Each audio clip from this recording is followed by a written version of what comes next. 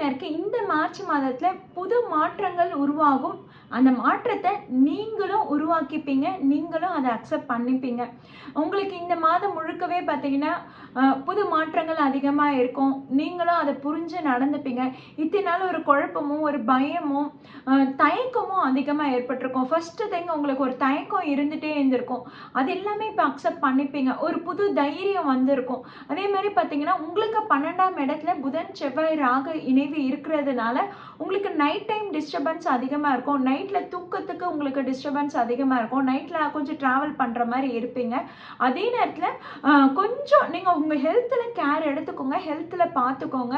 உங்கள் ஹெல்த்துன்றது ரொம்பவே இம்பார்ட்டண்ட். அதுவும் வயதானவங்க கண்டிப்பாக நீங்கள் உங்கள் ஹெல்த்தில் கண்டிப்பாக கேர் எடுத்துக்கணும். ஜென்மத்தில் சனி இருக்கிறாரு, அதனால் எப்போவுமே கொஞ்சம் நடக்கும் போதும் சரி, ஏதாவது வேலை ஈடுபடும் போதும் சரி, கொஞ்சம் கேர்ஃபுல்லாக இருந்துக்கிறது நல்லது. ஓகே, ஜாப் வைஸ் பார்த்தீங்கன்னா உங்களுக்கு ஒரு நல்ல முன்னேற்றமாக இருக்குது. மீன ராசினருக்கு புதுசாக நீங்கள் ஏதாவது வாய்ப்புகளை உருவாகும். அந்த வாய்ப்புகளை அக்செப்ட் பண்ணி போயிட்டீங்கன்னா உங்களோட லைஃப்பில் நல்ல க்ரோத் இருக்குது. அதாவது மீன ராசினர் கடந்த 2-3 மாதமாக வந்து புது வாய்ப்புகள் தேடி காத்துட்டு இருந்திருப்பீங்க. ஒரு ஜாப் சேஞ்ச் பண்ண முடியுமா, ஒரு ப்ராஜெக்ட்லேருந்து மாற முடியுமா, டீமை விட்டு வெளியேற முடியுமா அப்படின்ற வாய்ப்புகளுக்காக நீங்கள் தேடி காத்துட்டு இருந்திருப்பீங்க. எனக்கு பர்டிகுலராக 2-3 மீன ராசினர் ஃபோன் பண்ணி கேட்டிருந்தாங்க. நான் ஜாபுக்கு நிறையவே ட்ரை பண்ணிட்டு இருக்கேன். நான் எவ்வளோ எஃபோர்ட் போட்டாலும் இன்டர்வியூ கால் வர்றது எல்லாமே அட்டென்ட் பண்ணுறேன், ஆனால் என்னை திரும்பவும் கூப்பிட மாட்டுறாங்க அப்படின்னு சொல்லி நிறைய பேர் கேட்டிருந்தாங்க. அவங்களுக்கெல்லாம் இந்த மாதத்தில் ரொம்பவே நல்லா இருக்குதுங்க. சேஞ்சஸ் வரத்துக்கூடிய மாதமாக தான் இருக்குது. ஸோ ஜாப்பில் நல்ல முன்னேற்றம் இருக்குது. ஃபினான்ஷியல் வைஸ் பார்த்தீங்கன்னா உங்களுக்கு ஏதாவது ஒரு கடன் சுமை ஏற்படுறதுக்கான வாய்ப்புகள் அதிகமாக இருக்குது. ஏன்னா உங்களுக்கு 8ஆம் அதிபதியான சுக்கிரன் உங்கள் ராசியிலே வந்து நுழைஞ்சிருக்காரு.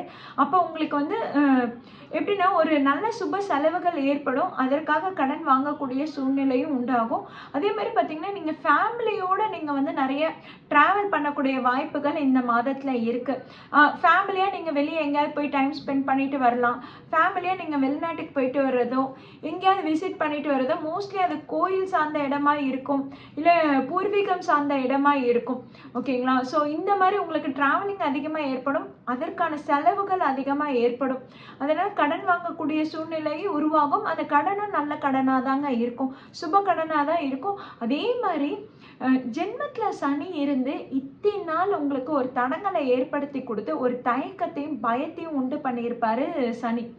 ஆனால் இப்போ பார்த்தீங்கன்னா அந்த பயத்தெல்லாம் விட்டு வெளியேறியிருப்பீங்க. உங்களுக்கு ஒரு தைரியம் வந்திருக்கும், ஒரு தன்னம்பிக்கை வந்திருக்கும். அதுவும் பார்த்தீங்கன்னா மார்ச் 15 இன்னும் நீங்கள் ரொம்ப தைரியமாகவே செயல்படுவீங்க.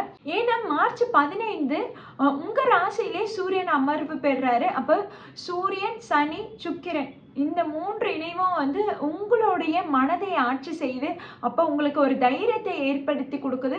2 ஒளி கிரகங்கள் உங்கள் ராசியிலேயே இருக்குங்க. சூரியனும் ஒளி கிரகம், சுக்கிரனும் ஒளி கிரகம். இதில் சனி மந்த கிரகமாக இருக்கிறதுனால அவருடைய அந்த பவரு, அவருடைய அந்த ஆதிக்கம்ன்றது கொஞ்சம் குறைவாக இருக்குது. அதனால இப்போ உங்களுக்கு தெளிவான சிந்தனை வரும். அதே மாதிரி பார்த்தீங்கன்னா உங்களுக்கு அந்த கம்ஃபர்ட் ஜோன் இத்தனை நாள் ஒரு 2-3 மாதம் வந்து கம்ஃபர்ட் ஜோன்லேருந்து வெளியே வந்து கொஞ்சம் ரெஸ்பான்சிபிலிட்டிஸ் அதிகமாக இருந்திருக்கும், கொஞ்சம் குழப்ப நிலை அதிகமாக ஏற்பட்டிருக்கும், வேலையில் அலைச்சல் ஏற்பட்டிருக்கும், தேவையில்லாத பயம் எல்லாம் ஏற்பட்டிருக்கும். இப்போ மார்ச் 15 பார்த்தீங்கன்னா உங்களுக்கு அந்த தன்னம்பிக்கை வந்திருக்கும். தைரியமாக செயல்படுவீங்க. உட்கார்ந்த இடத்துலேருந்து எல்லாரையும் வேலை வாங்கி உங்களுடைய காரியத்தை நீங்கள் சாதிச்சிருப்பீங்க. அதே மாதிரி பார்த்தீங்கன்னா ஃபேமிலியில் ஆட்டோமேட்டிக்காக ஒரு சேஞ்சஸ் வருங்க. அதை நீங்களும் அக்செப்ட் பண்ணிப்பீங்க. அந்த புரிதல் உங்களுக்கு இதுக்கப்புறம் தான் ஏற்படும். இத்தனை நாள் உங்களுக்கு எது பிரச்சனையாக இருக்குது அப்படின்னு எதை பார்த்து பயந்தீங்களோ, இல்லை நம்ம அவ்வளோ பயப்படணும்னு அவசியம் இல்லைன்ற அந்த புரிதல் உங்களுக்கு இப்போ உண்டாகும். அதனால் நீங்களும் எல்லாருக்கிட்டையும் பார்த்தீங்கன்னா ரொம்ப ஃப்ரெண்ட்லியாக மூவ் பண்ணுவீங்க. எல்லாரும் சுமூகமாக நல்லபடியாக பேசி நல்ல குடும்பம் நல்லா இருக்கும். மேரேஜ் அண்ட் ரிலேஷன்ஷிப்பும் பார்த்தீங்கன்னா உங்களுக்கு ரொம்பவே நல்லா இருக்குது. இருந்தாலும் ஜூன் மாதத்தில் உங்கள் ராசி அதிபதி உச்சம் அடைகிறாரு உங்களுக்கு 5ஆம் இடத்துலன்னும் போது அங்கேருந்து 9ஆம் பார்வையாக உங்கள் ராசியிலே விழுதுன்றனால இன்னும் ஒரு 2 மாதம் காத்துட்டு இருக்கலாம், இன்னும் நல்ல அலைன்ஸே வரும்.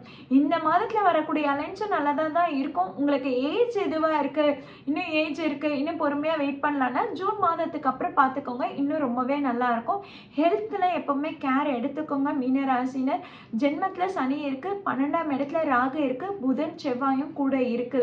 அப்போ நரம்பு சம்பந்தப்பட்ட பிரச்சனைகள் ஏற்படும், எலும்பு சம்பந்தப்பட்ட பிரச்சனைகள் ஏற்படும். அதனால நீங்க எப்பவுமே உங்க உடல் ஆரோக்கியத்தை மேம்படுத்தி வச்சுக்கோங்க. டாக்டர் சொல்ற அட்வைஸை ஃபாலோ பண்ணிக்கோங்க. மற்றபடி மீன ராசினருக்கு இந்த மாதம் பார்த்தீங்கன்னா தைரியம், தன்னம்பிக்கை பிறக்கும். புது மாற்றங்கள் உங்களுக்கு வாழ்க்கையில நல்ல மேம்படுத்தி கொடுக்கும். புது மாற்றங்கள் உங்க வாழ்க்கையை ரொம்ப மேன்மையா வச்சிருக்கும்.